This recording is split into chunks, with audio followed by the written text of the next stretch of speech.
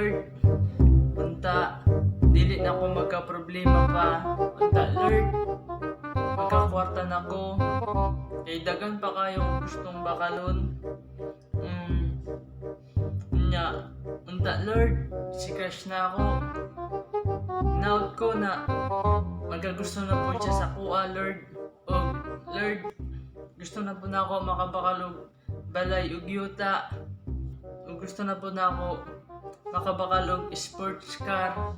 Itong bagong gawas karon. Hoy, hoy, hoy, hoy.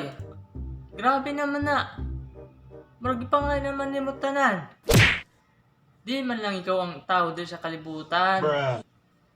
Puro na lang kapangayo. Unya pati ba naman si crush nimo? Iasa pa nimo sa kuha? Unsa ka? Turpe? Nakalisod pa no sa inyo ha. Okay lang unta. Kay ako man ba yung ginahatag ang mga ginapangayo ninyo usahay? 'Di ba? Ang problema na sa inyo ha. Makinomdom lang mo sa kuha. Ug naamoy kinahanglan. Pero guay na, di lang gani mo kaisip magpasalamat sa tanan na blessing sa akong ginahatag sa inyo ha? Kada adlaw? Di naman lang mo kaisip magpangadji o magsimba kada Domingo? Usad lang kaadlaw sa usad ka semana. Mao na akong ginapangayo sa inyo ha. Pero dili pa ninyo mahimo. Unsa na lang mo?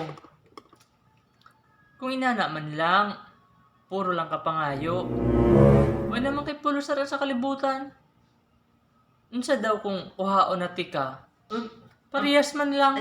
Ayaw po, Lord. Kalimti na lang to tanan, Lord, nang akong ipangayo sa imo, Lord. Amen.